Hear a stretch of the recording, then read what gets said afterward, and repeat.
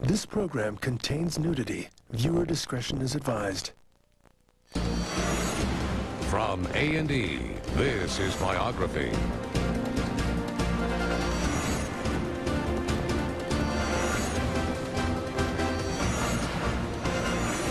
For October 26, 1999, Biography with Harry Smith. She's a sultry combination of strength and beauty, a high-spirited Hollywood sex symbol with a mind of her own. Angie Dickinson has been a star for more than 40 years, and while her on-screen roles have taken her from the Wild West to the mean streets, her life off-screen has been just as action-packed. It's hard to believe Angie Dickinson celebrated her 68th birthday not too long ago. But she's still out there working, most recently appearing in the TV movie Sealed with a Kiss, and is still having a good time doing things her way.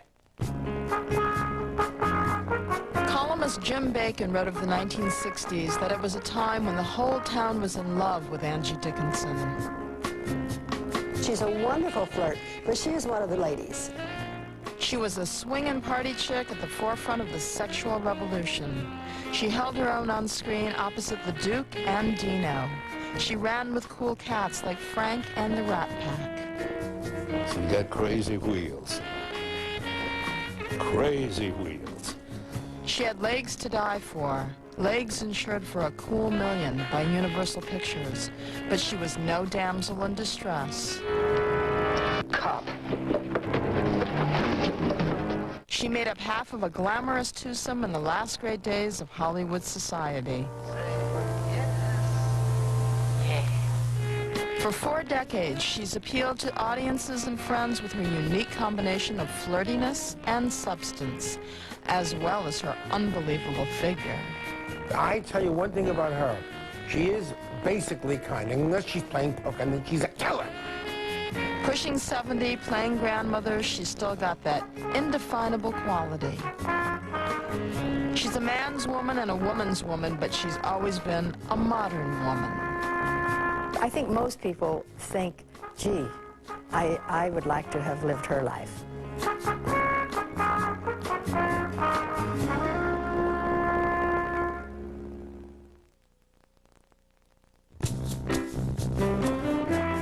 In a remote corner of North Dakota, the proud parents of Angeline Brown announced her birth on September 30th, 1931, with a front-page banner headline in the local newspaper they owned and operated. Her mother, Frederica Hare, known as Rika for short, did the typesetting. Bud Brown wrote the articles. Angeline, the middle of 3 daughters, lived with her sisters and parents in a small apartment behind the newspaper office. Despite their limited resources, the Brown girls enjoyed a happy childhood.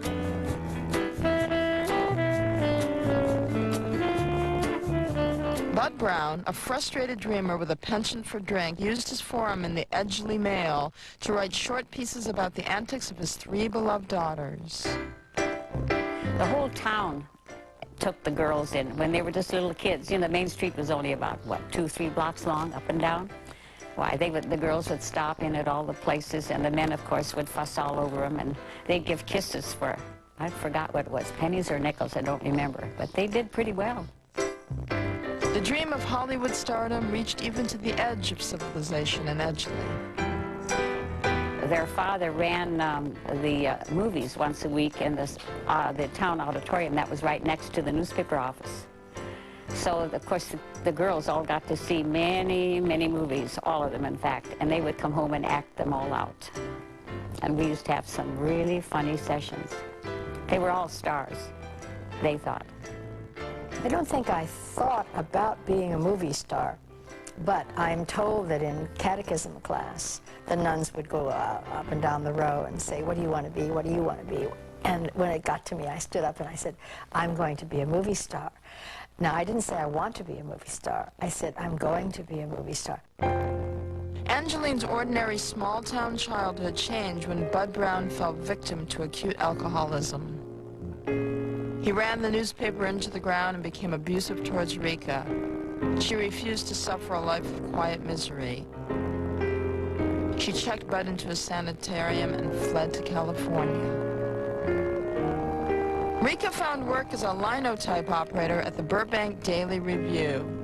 Months later, Bud Brown appeared on her doorstep and she reluctantly took him back. Rika single-handedly supported her daughters and alcoholic husband. And then my mom used to say, keep your chin up a lot. Rika enrolled the two youngest Brown girls in Bellarmine Jefferson, a military-style Catholic school. I have a diary. Oh, God. If anybody ever gets a hold of that diary, it's the end for me. I am so boy crazy, it's embarrassing. Yeah, she always had frequent dates, and sometimes she'd have two in one night. That happened a few times, and then she had a steady boyfriend, so. Most girls wouldn't be caught dead going out with someone in the grade below them. It meant absolutely nothing to Angie. She was always very comfortable with herself, and she had a lot of confidence, and if it bothered somebody else, she could care less. And so I felt very privileged, you know, this punk kind of a younger person going out with Angie, but didn't bother her, and we had a nice time. In high school, Angie made her first appearance on film in a promotional short made by the nearby Metro-Goldwyn-Mayer Studios.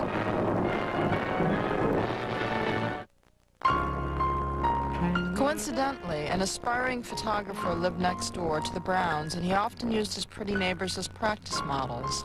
But despite Angeline's early exposure to movies and modeling, she was not the star of the family. Her older sister, Mary Lou, was considered the looker of the Brown girls. Mary Lou even dabbled in showbiz, going on tour as a magician's assistant. Middle sister Angeline had no focus, but did have ambition. I recall that when I was in high school and planning to a nursing career, she said to me, "Oh, why do you want to be a nurse? It's so unglamorous." A straight-A student in high school, Angeline won a full scholarship to Immaculate Heart College. They worked at keeping you in the fold. They were, I think, hoping I would be a nun and hoping I'd be a leader in the religious community, I suppose, because I was somewhat of a leader. She went there for, I think, 1 semester, and that was all girls' school. She didn't like that. Instead of finishing college, Angeline got a job as an executive secretary for an airplane seat manufacturer. She took stenography courses at Glendale Community College. There she met college football star Angie Dickinson. You see her, you like her. Can't tell you why she doesn't have to say anything sometimes. Angie drifted into marriage with Jean in order to get out of the turbulent Brown household. And also I was Catholic, and you know, you didn't have sex unless you were married, so obviously I was eager for that. Angeline Brown became Angie Dickinson on June 2nd, 1951. On the surface, at least, it seemed that she had chosen the path of a traditional 1950s American housewife. Ambitious, restless, and beautiful, Angie Dickinson was about to discover what she had really been looking for all along, at the cost of her marriage. You're watching Angie Dickinson on Biography. America's newest tire store has just the tires for you, and just the battery, and shocks, and brakes for your Ford, Mercury, or Lincoln. One-stop service with factory-trained technicians and competitive prices. Now get a Motorcraft-tested tough battery for $59.95. Quality care service, the right people, the right parts, and always the right prices at participating Ford and Lincoln Mercury dealers. They slashed the budget. In a place society forgot. They don't want music anymore. After 10 years, after 1,400 kids have learned the violin. 3 amazing women. You think I haven't noticed what you've done for these kids? Are about to join their students to give the system a fight it will never forget. Meryl Streep, Aidan Quinn, Gloria Estefan, Angela Bassett, Music of the Heart, rated PG. Starts Friday in theaters everywhere.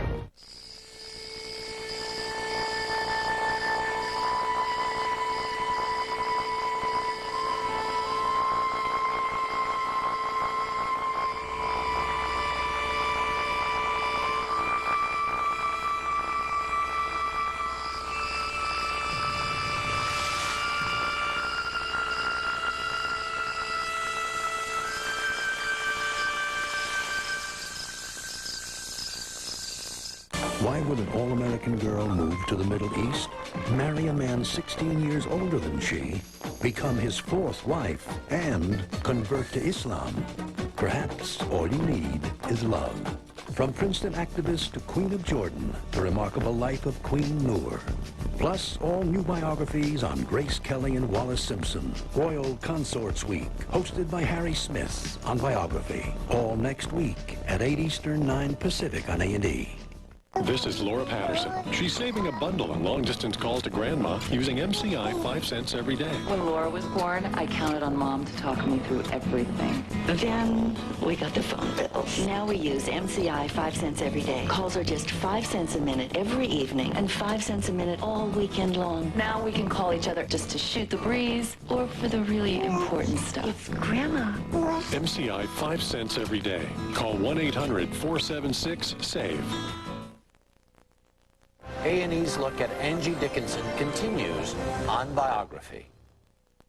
Many American women in the 1950s had few choices in life: secretary, nurse, teacher, or housewife. Yet Angie Dickinson passed up a full scholarship simply because she had no plans that called for a college degree. Her new husband, Gene Dickinson, spent his evenings playing semi-pro football. One day he made a fateful suggestion. I talked her into doing a beauty contest. I was always playing sports. I was gone, you know, I'd go practice at night, and I thought, well, that'll be something you'd like to do, you know, because I asked her, you'd like to do that? She says, yeah, I think so. Jack Rourke Beauty Parade. Angie entered Jack Rourke's Beauty Parade in early 1953. Hey, we have fine studio audience. There was a question whether or not your career would be more important to you than getting married and having a husband. And Angie said that if it came push to shove, one or the other, she would prefer to be happily married without the career. Due to the spontaneity of live television, contestants like Angie were judged on their unrehearsed, real personality. And that's, of course, a great thing about television. It is hard, unless you're playing a character role, it's hard to hide the kind of a fellow you are. Angie won the weekly competition, the semi-final monthly competition, and the year-end title. When she received an offer from the casting director of the Colgate Comedy Hour, no one was surprised except Angie herself. He said, you want to be in the show Sunday? And I said, well, I can't act. And he said, can you walk? I said, yes. Do you want to be on the show or not? Yes, I would love to be on the show. Her detour into show business was still a lark for Angie until she arrived at the rehearsal studio. What? I'm going to do a musical panel show tonight, and I want you to appear with me. It's a deal. Okay, sing. Yes, sir. All this entertainment and a story, too. I walked into that rehearsal hall, and Frank Sinatra was singing or cutting up with Jimmy Durante, and it was just, that's where I wanted to be. Angie signed up for acting classes and auditioned aggressively. Her career began with supporting parts as the secretary or housewife, roles she was quitting off-screen. Because of her natural self-confidence on the set, Angie won roles in a series of male-dominated westerns. And introducing Angie Dickinson. I'm every dirty thing you think I am. I've cheated and lied my way ever since I can remember. And there's not one sin I haven't done at least once. But I loved you. You were the only clean thing that ever happened to me. I remember she was shooting one time. It was out on location, and I went down to there. But I could tell that she didn't like me around, so I didn't do that anymore. Injuries forced Gene to give up his dreams of professional sports. As his career waned, Angie's blossomed. Easygoing Gene Dickinson found himself a burden to his newly focused wife. And I didn't want to stand in the way.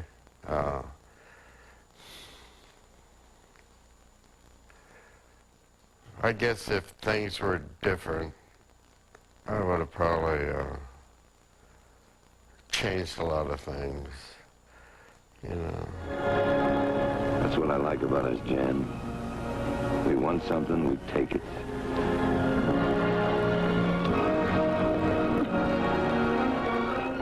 It was only a matter of time when I knew I'd have to end it, but that was really toughest. That's the lowest period of my life, to inflict that kind of pain on somebody.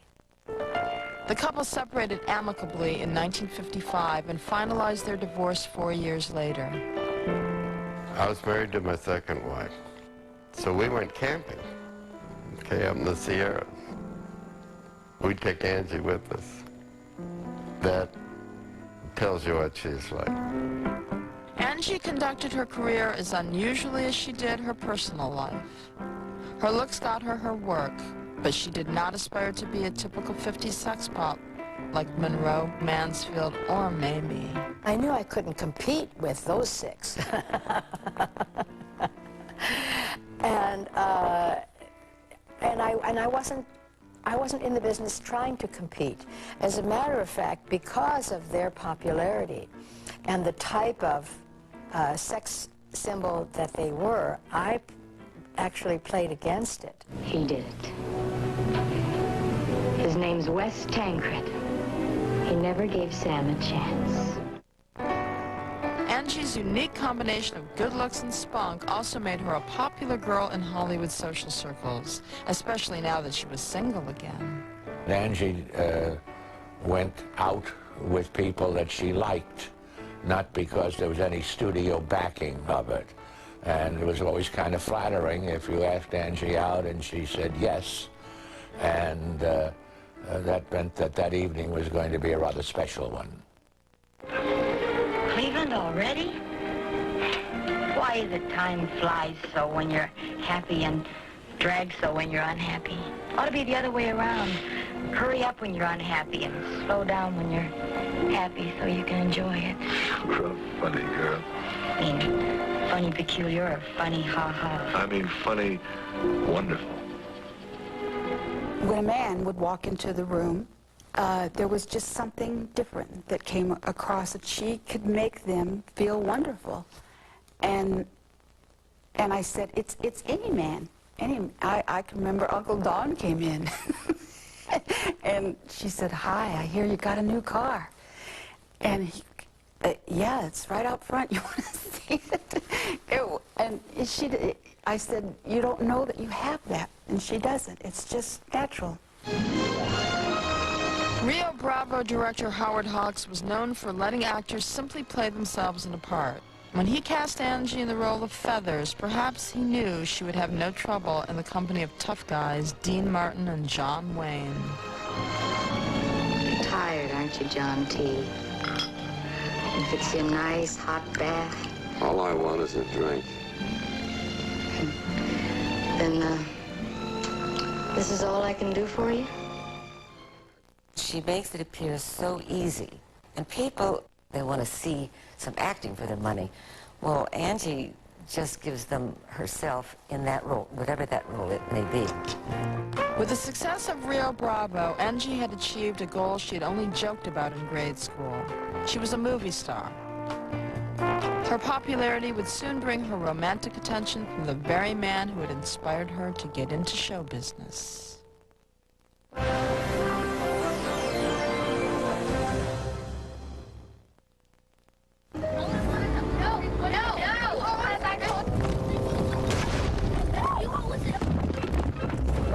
Now there's a Chevy Venture with flip and fold seats and a built-in entertainment system. I knew I should have taken a left turn at Albuquerque. Fun things are bound to happen when Chevy and Warner Brothers get together. Introducing the new Warner Brothers edition from Chevy Venture, the most versatile minivan ever. One quick call can help you learn more. Let's go! Introducing Freedom of Choice. Use your new Hoover Caddy Vac with all the tools right on board, see? Or make, like, a totally different call and slide that caddy off. Then you're ready to hit the floor with a lightweight, nimble machine. And either way, your carpet gets deep down clean. The new Hoover Caddy Vac. Nice choice. Deep down, you want Hoover. Who Am I? Presented by Aflac. I was married at the tender age of 13. I had my first child at 14. By the mid-60s, I was the most popular female country singer. Who am I? Stay tuned for the answer. Why do I have Aflac insurance on top of my regular health insurance? Because he has his mother's eyes. Because I still have to teach him to whistle. And because Aflac helps cover what other insurance doesn't. If I'm injured, Aflac even provides cash to help pay bills. So why do I have Aflac? Did I mention he has his mother's eyes? Aflac supplemental insurance. Without it, no insurance is complete. I am a coal miner's daughter. In 1960, I hit the top of the charts with I'm a Honky-Tonk Girl. Who am I? Loretta Lynn. Brought to you by Aflac, insuring over 40 million people worldwide. An A&E original movie presentation, The Man with the Red Rose returns in a perilous adventure on the cutting edge of suspense. I may have a surprise for you. And revenge. I want for you, my dear. The Scarlet Pimpernel meets Mademoiselle Guillotine, Sunday at 8 Eastern, 9 Pacific on A&E. For this princess, her wedding day was anything but blissful. It was kind of nightmarish, really. And for this queen, it was an offer she couldn't refuse. He passed over a plate of apples. Queen Noor, Grace Kelly, and Wallace Simpson, all new biographies on Royal Consorts Week. All next week on A&E. This program contains nudity. Viewer discretion is advised. A&E's look at Angie Dickinson continues on Biography. Ladies and gentlemen, the leading lady of our picture, Ocean's 11, Miss Angie Dickinson, is sitting right over there.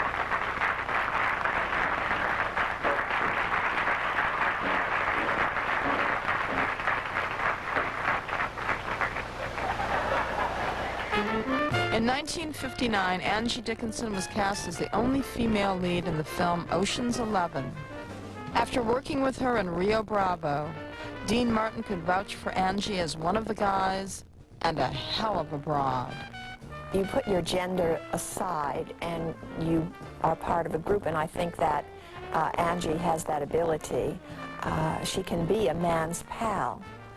She's got a great sense of humor, rather bawdy, but that only helps if you're in the company of men. You know. Oh, Danny, what a prize you are. The only husband in the world who'd proposition his own wife. Well, I married you once and it didn't work out too well, so what's wrong with a little hey-hey? And she played her role as Frank Sinatra's woman both on and off camera. Although Sinatra had a reputation with women, his relationship with Angie was based on respect. We had a terrific like for each other, and I think because we didn't have the burning love affair, ours was very comfortable, and it went on for a long time, over a period of 10 years. But because it was a very comfortable relationship, or when we did start to see each other, it wasn't even, why did we break up 2 years ago? It was none of that. It was just, hi, baby. And we were back together. At a campaign rally, Sinatra and the Rat Pack renamed themselves the Jack Pack in honor of candidate John F. Kennedy. The early 1960s were a time of youth, fun, and possibility before hipster went hippie. And one man exemplified the era more than any other. Here was this magnificent, beautiful Senator Kennedy that made us all think it was just a new god on the horizon. The party girl got political and joined other young actors on a 10-day campaign tour. Angie attached her glamour to the charming senator's image and received access to the inner Kennedy circle. He was our hope and our light. So I was thrilled to have campaigned for him and thrilled to have met the whole family and been able to say I was a friend. As the sexual liberation of the 1960s dawned, Angie Dickinson ran with the boys who had the most fun. In between her on-again, off-again relationship with Sinatra, she had a busy love life. I wasn't aware that my body was that useful.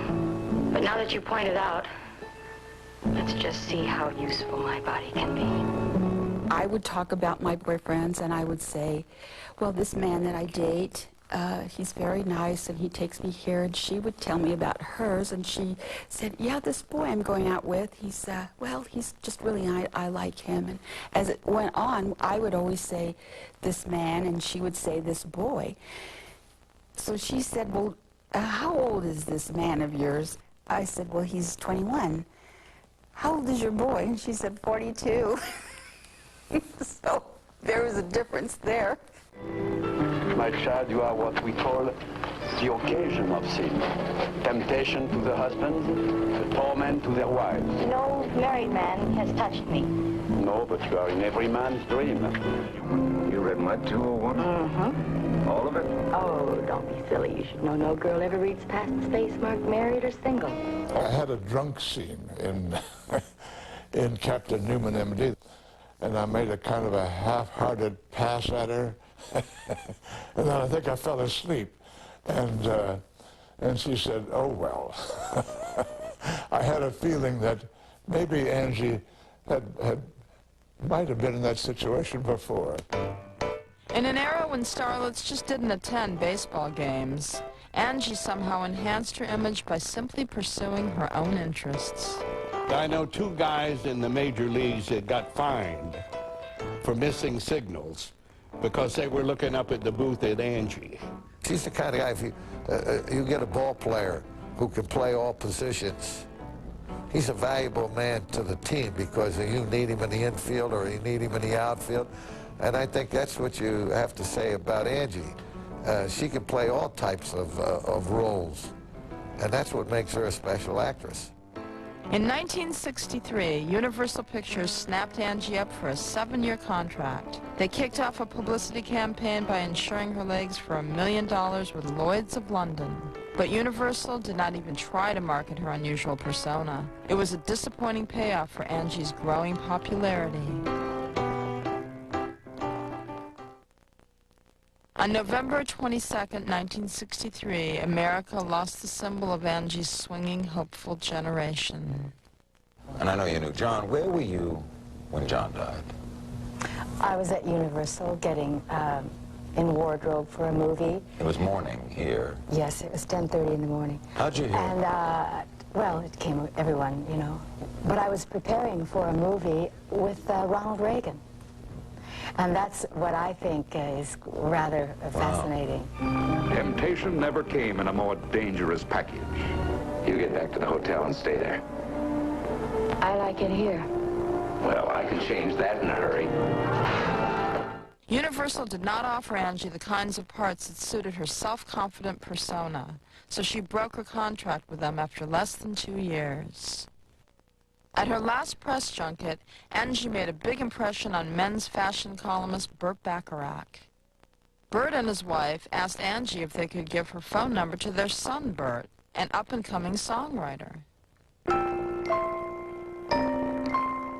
They both, I think, came back to New York and said, we've got this terrific girl. Have we got a girl for you? Something like that. Have we got a girl for you? Burt and Angie began a whirlwind romance. He invited her on a trip to London, where Angie drummed up work for her new beau. So I went to visit my friend Charlie Feldman, who lived in London, and Charlie had just completed the movie The Pussycat and needed a composer. So I said, well, there's Burt, and started Burt on a great career. When the lover's getaway turned into a working holiday, Angie switched from lover to assistant. She was hugely helpful. Like, you had like reels, and you would watch it on a moviola machine. And she'd thread it through at any hour of the night, 2, 3 in the morning. And I said, geez, I need reel 4 up, Angie. I know I'm waking you up. Can you make me a scrambled egg? It's 4 in the morning. Less than 3 months after their first date, the couple decided to marry during a trip to Las Vegas. On the night of May 15th, 1965, they scrounged up game show host Chuck Barris out of a casino as a drunken witness. The couple bought a house in Del Mar, California, where the beachside life provided a quiet backdrop for Bert's songwriting. Mere months after breaking her contract with Universal, Angie willingly made her career second priority to Bert's. I remember Mary Lou and I going down, and he was in the middle of, it was in Del Mar, and she said, no, you can't come in. I think she took us off someplace else because he couldn't be disturbed. They may have lived a quiet domestic life, but the combination of Bert's talent for sultry tunes and Angie's sexy movie star image made for a highly marketable public fantasy. Hi, I'm Angie Dickinson, a girl who likes things with character. Because the taste is light, it doesn't overpower you. Speaking of characters, Bert, what do you say to Martini and Rossi? Yes. Yes, to Martini and Rossi, on the brothers, say yes. They were an absolutely glamorous couple, wherever you went. I mean, when they walked in the door, I mean, they just had that charisma, that pizzazz, that whatever it is you got to have in Hollywood to make everybody in the room turn around and say, who just came in? Because from the door, the conversation stops all the way across the room. A year later, the celebrity couple eagerly awaited their first child. They were horrified when Angie went into premature labor 6 months into the pregnancy. They told her that she didn't even have to hurry to get to the hospital because the baby would be dead.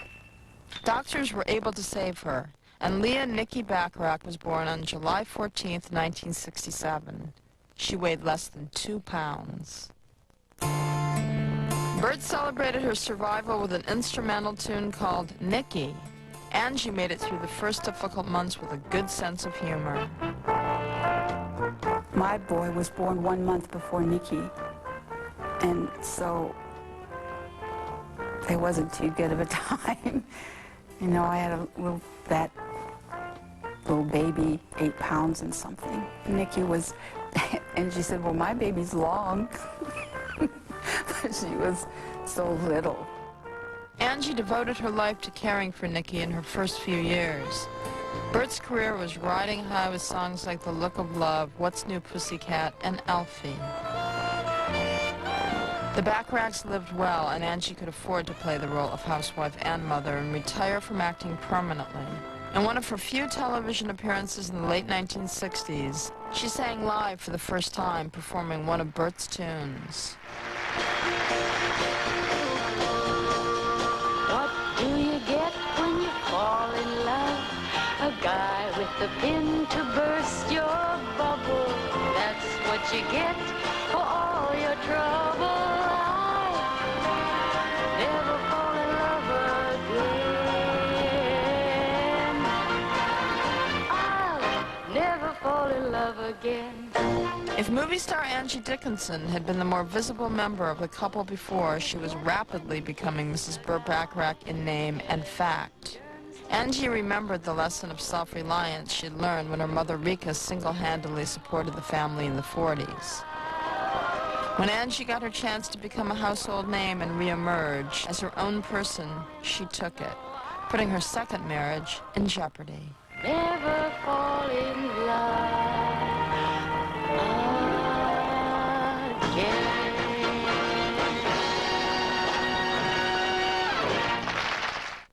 For the web's best bios, log on to our website at biography.com. This month, another 18 million people will go online.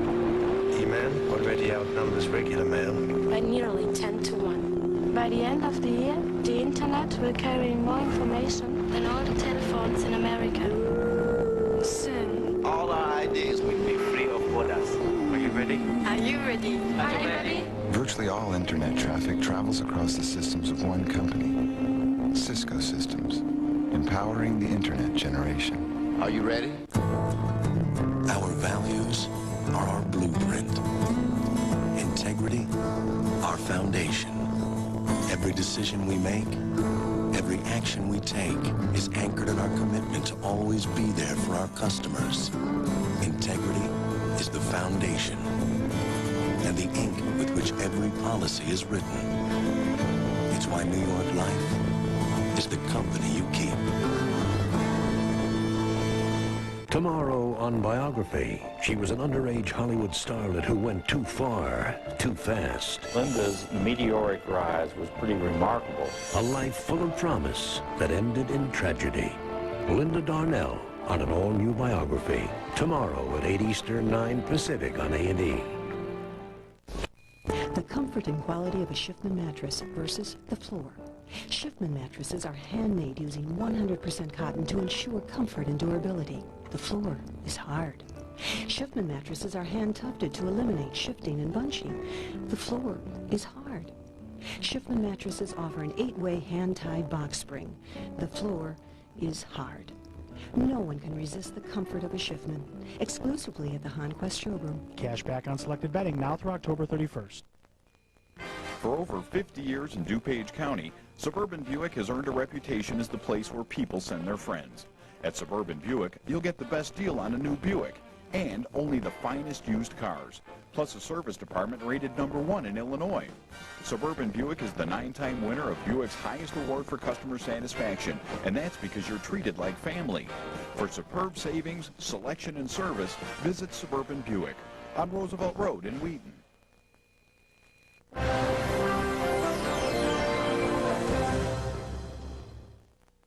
Feel the blast of emotions at point-blank range. The existential hitman's tale, Point Blank, marked an uncharacteristic high point for Angie Dickinson's career in the late 60s.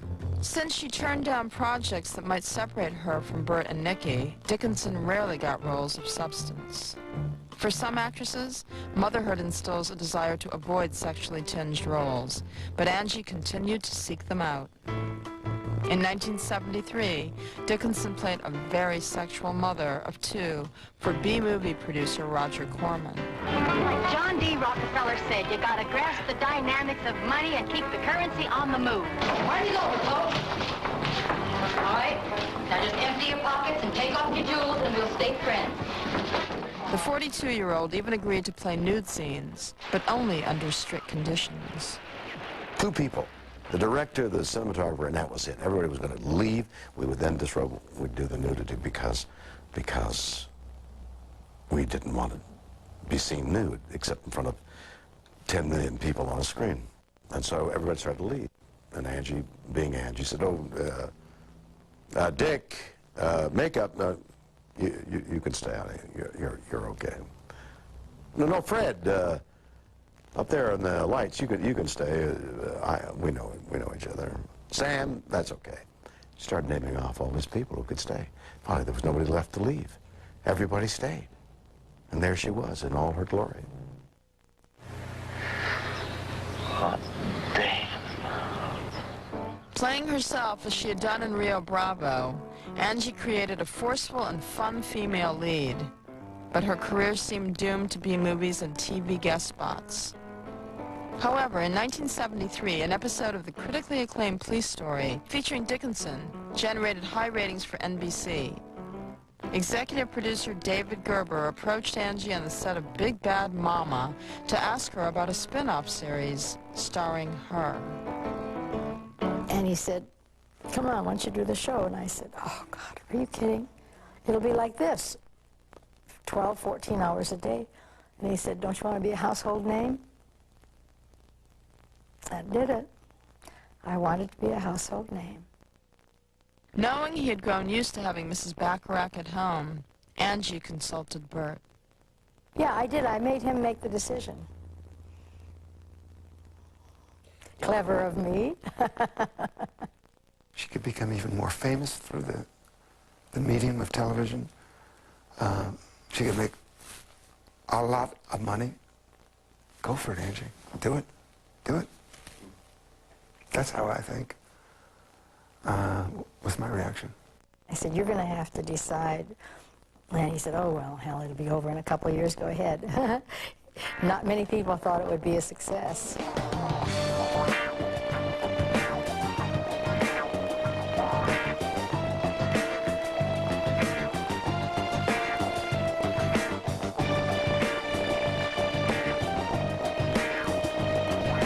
We were a smash from the beginning. We were almost immediately, in our first year, we were in 50 countries around the world. And we were #1 even in Abu Dhabi. I mean, seriously. Fancy meeting you here, Sergeant. My name's Eve Dennis.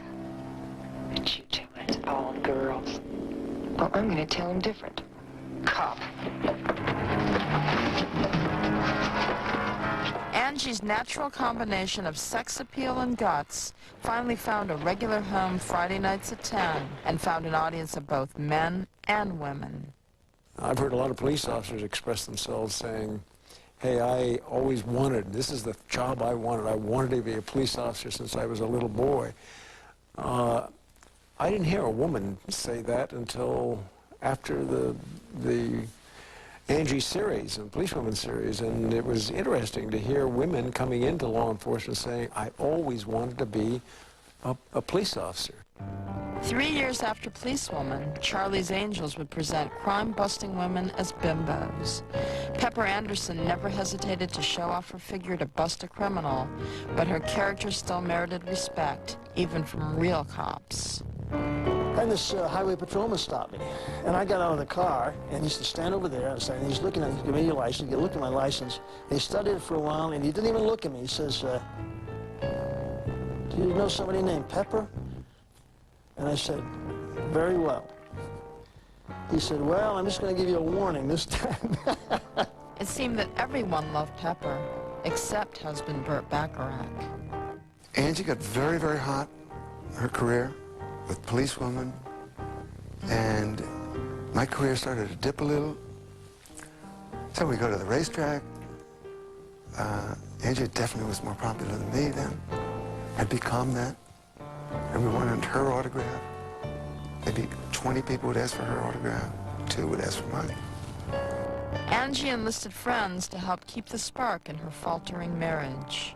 One time I got her for, it was either her anniversary or her birthday, I made stroganoff and put it in a real pretty casserole dish. I made up some things to put in her freezer so that she could come home and have a romantic dinner. Despite producers' efforts to keep Angie's hours to a minimum, her home life with Burt fell apart.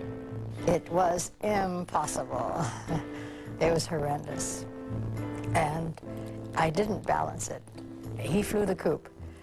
And I can't blame him. Angie and Burt separated in 1976, midway through her second season. NBC kept moving Policewoman to draw viewers to other nights. The confusion eroded audience loyalty, and the show got the axe in 1978. Although Pepper cemented Angie's place in popular culture, Hollywood's obsession with youth could have made it the last high point in the 50-year-old actress's career. But a year later, she accepted a 20-minute role as a murder victim in a thriller by Maverick director Brian De Palma.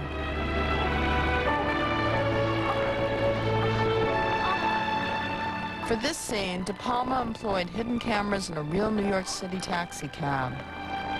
Audiences expecting a prim mother figure were shocked by Angie's steamy sex scenes. The movie was a big hit in the summer of 1980, and Dickinson's unapologetic sexuality proved an inspirational role model for older women.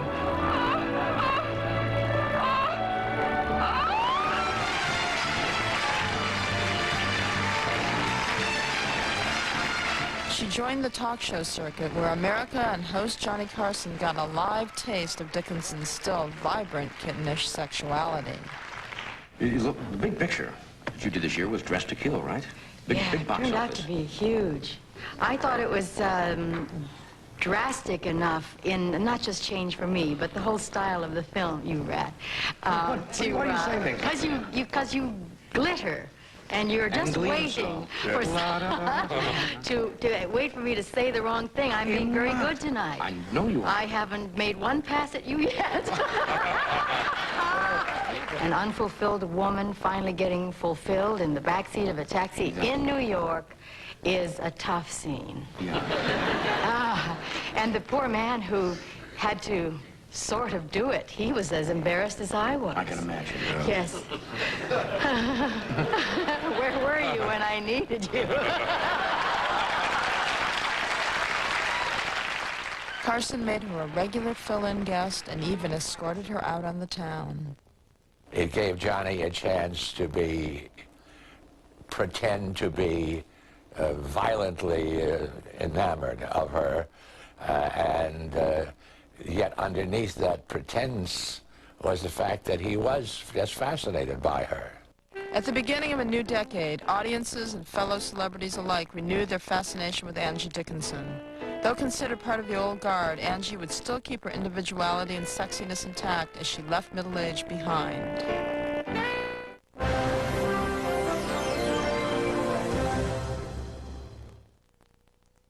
Now, I'm pretty big for a koala, and if I really stretch out, I can touch the end of this 6'6" first-class sleeper bed with my toes.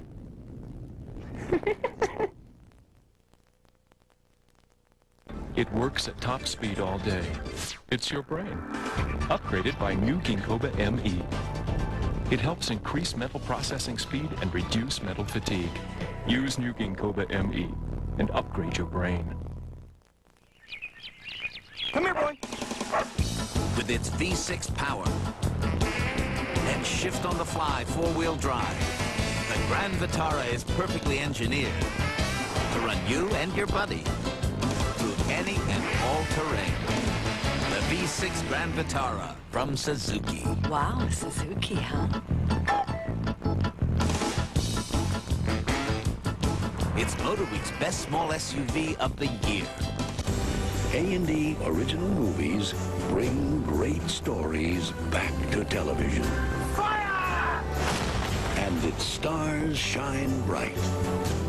These are the stories that move us, of human longing, sacrifice, and inspiration. The greatest show on earth. The great stories are back. The spirit has returned. A&E Original Movies. If you're enjoying tonight's biography on A&E and you want to learn more about famous lives, then you'll love your local Barnes & Noble bookstore. Lose yourself in more than 150,000 titles. Browse the newsstand, savor the cafe, let your kids explore the wonders of reading, and visit the exclusive biography section, where you'll find biography videotapes now for only $14.95, and Biography magazine. It's all at Barnes & Noble, the book lover's second home. Give me an army, and I'll save France from her enemies. At 16, she convinced the king. With half of France in the hands of the English, what have I got to lose? The other half. And inspired an army. Does she even know how to ride a horse? She knows. 500 years later, her passion is still changing history. Follow me! The Messenger, the story of Joan of Arc. Rated R. Opens everywhere November 12th. They're the largest creatures on Earth. They've adapted and evolved with strength and determination. The kind of strength that helps the Pacific Life family of companies manage more than $300 billion for its clients. And determination that has guided Pacific Life for 130 years. Size, strength, longevity, offering annuities, insurance and investments. Use the power of Pacific Life. A&E's look at Angie Dickinson continues on Biography. Throughout her separation from husband Burt Bacharach, Angie Dickinson had repeatedly stated in interviews that she remained faithful to him and held out hope for a reconciliation.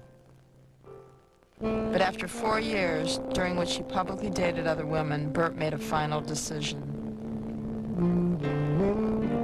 Mary Lou and I went down there. She was down at that time, and I think they were separated then. And she took us to this little Mexican restaurant there by the ocean in Del Mar. She said, well, look around. This is the place where Bert told me he wanted a divorce. Kind of sad. I don't think I could have made it with anybody at that time. I don't think I would have lasted with anybody. I had to do some growing up. Immediately following their 1980 divorce, Bert married songwriter partner Carol Bayer Sager. Angie's frequent public statements about reconciliation suddenly seemed pathetic. But in 1982, a billboard campaign plastered her stunning 51-year-old figure above Hollywood Boulevard. It managed to sell avocados and renew Dickinson's image as a sex symbol. She re-entered the dating scene, escorting singers Billy Vera and Julio Iglesias, newscaster Harry Reisner and talk show host Larry King. But Angie put serious romance on hold. I think also the relationship with Bert just hurt her so deeply, you know, and I can speak from that one. When that happens, you just don't really have much to give anybody else. You're a little afraid to. And I think she was right. She's had a lot of fun and no problems, you know. Freed from the demands of married life, Angie wanted to star in her own series again. Television of the 1980s, however, was dominated by primetime soap operas featuring ensemble casts. Angie turned down the plum role of Crystal Carrington in Dynasty to star in her own series, Cassie and Company. The show only lasted a few episodes, leaving Dickinson out of work. I am happier working, though, I have to be honest. And I'm happier feeling important. That's the thing that I kind of miss. I don't feel important. I do at the moment, because I'm here with you. But the last few years, I haven't. And I have no reason to feel important. Angie remained discriminating in her professional tastes. She turned down Playboy's offer to include her as an over-50 centerfold. If you're near the Hollywood Roosevelt, don't walk on by. Come up and step on me sometime. Thank you. In the 1990s, Angie accepted smaller parts in ensemble productions, mostly in feature films, but always made those supporting roles memorable. I have played mother roles, of course, and I have played grandmother roles, of course, but I like them to be a little bit bizarre or something, and I love outrageous. But just to be a square mother is not for me. She's created such offbeat characters as a flirtatious mother in a remake of Sabrina, an evil mother-in-law in Oliver Stone's miniseries Wild Palms, and a loopy madam in Gus Van Sant's campy Even Cowgirls Get the Blues. Advancing into her senior citizen years, Angie still roughs it on vacation, camping in national parks with daughter Nikki. And at home, she makes even her Hollywood social life an adventure. When my husband was sick, I decided to have something that I could do at home. So we all love poker. Now we have our little group and we play every Sunday. And Angie's pretty good, too. She's a tough poker player. I always like to sit next to Angie because when Angie has dropped out of a hand and I'm still in it, I show my card. Angie tells me what to do. Angie remains demure about her present love life. I have enough action without wishing for more or idyllic or whatever. It doesn't matter if Joe doesn't call me. I might like him to, but it's okay if he doesn't. She also spends her time caring for aging friends and co-stars. My head spins. There's so much to do. I said I see my gynecologist more often than my close friends. I see him only twice a year. The girl who held her own alongside the icons of Golden Age Hollywood has outlived many of them, including former loves like Frank Sinatra. This was the funeral she said she could never get through she would crawl into a hole and just stay there in a mountainside somewhere, you know. Here she's going around consoling everybody, so we had to leave without her. Though many of her friends and lovers have passed away, Angie has refused to cash in by talking. In 1989, she turned back $1 million advance to write her autobiography and made headlines in 1993 as the only person to ever walk out on the long-running This Is Your Life program. Angie Dickinson remains too classy abroad to kiss and tell. I once asked her, have you had a good time in your life? I mean, since, you know, when you were young and everything. She said, what? I said, have you had a good time? And her answer was, I thought, isn't that great? While Angie Dickinson may not kiss and tell, that has not stopped others from telling tales about her. The latest mention comes in Eddie Fisher's new memoir, Been There, Done That, where he discusses his affair with Angie. Well, not everything has been a good time for Angie. Her sister Mary Lou was diagnosed with Alzheimer's disease some 15 years ago. Since then, Angie's been campaigning for Alzheimer's research, and last year she testified before Congress in support of disabled workers' rights. Tomorrow on Biography, she was an overnight Hollywood sensation, a teenager playing grown-up roles. But Linda Darnell may have grown up too quickly in real life as well. That's Linda Darnell, tomorrow. For Biography, I'm Harry Smith. Mom used to say, keep your chin up a lot. Rika enrolled the two youngest Brown girls in Bellarmine Jefferson, a military-style Catholic school. I have a diary. Oh, God. If anybody ever gets hold of that diary, it's the end for me. I am so boy crazy, it's embarrassing. Yeah, she always had frequent dates, and sometimes she'd have two in one night. That happened a few times, and then she had a steady boyfriend, so. Most girls wouldn't be caught dead going out with someone in the grade below them. It meant absolutely nothing to Angie. She was always very comfortable with herself, and she had a lot of confidence, and if it bothered somebody else, she could care less. And so I felt very privileged, you know, this punk kind of a younger person going out with Angie, but didn't bother her, and we had a nice time. In high school, Angie made her first appearance on film in a promotional short made by the nearby Metro-Goldwyn-Mayer Studios.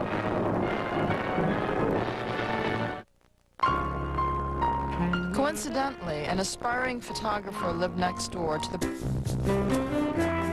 In a remote corner of North Dakota, the proud parents of Angeline Brown announced her birth on September 30th, 1931, with a front-page banner headline in the local newspaper they owned and operated.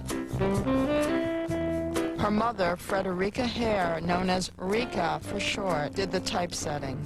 Bud Brown wrote the articles. Angeline, the middle of three daughters, lived with her sisters and parents in a small apartment behind the newspaper office. Despite their limited resources, the Brown girls enjoyed a happy childhood.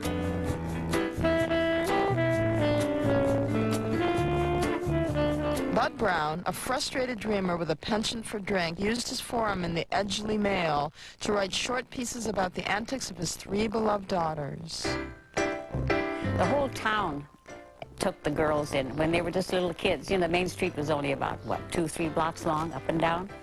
Why, the girls would stop in at all the places, and the men, of course, would fuss all over them, and they'd give kisses for, I forgot what it was, pennies or nickels, I don't remember, but they did pretty well. The dream of Hollywood stardom reached even to the edge of civilization in Edgeley.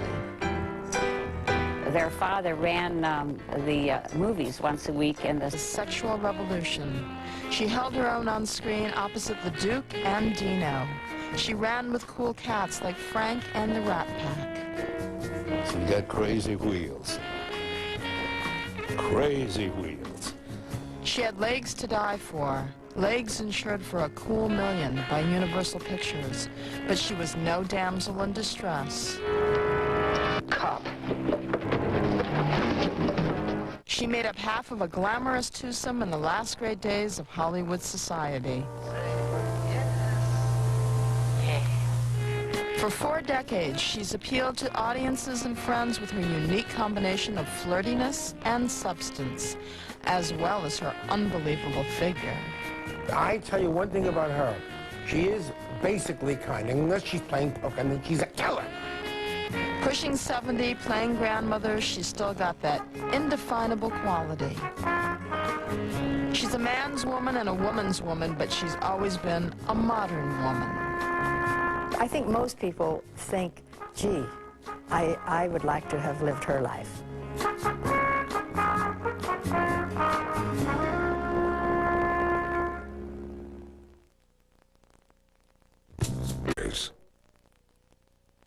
This program contains nudity. Viewer discretion is advised.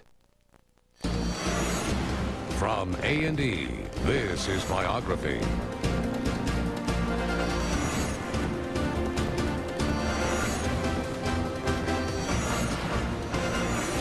For October 26, 1999, Biography with Harry Smith. She's a sultry combination of strength and beauty, a high-spirited Hollywood sex symbol with a mind of her own. Angie Dickinson has been a star for more than 40 years, and while her on-screen roles have taken her from the Wild West to the mean streets, her life off-screen has been just as action-packed. It's hard to believe Angie Dickinson celebrated her 68th birthday not too long ago. But she's still out there working, most recently appearing in the TV movie Sealed with a Kiss, and is still having a good time doing things her way.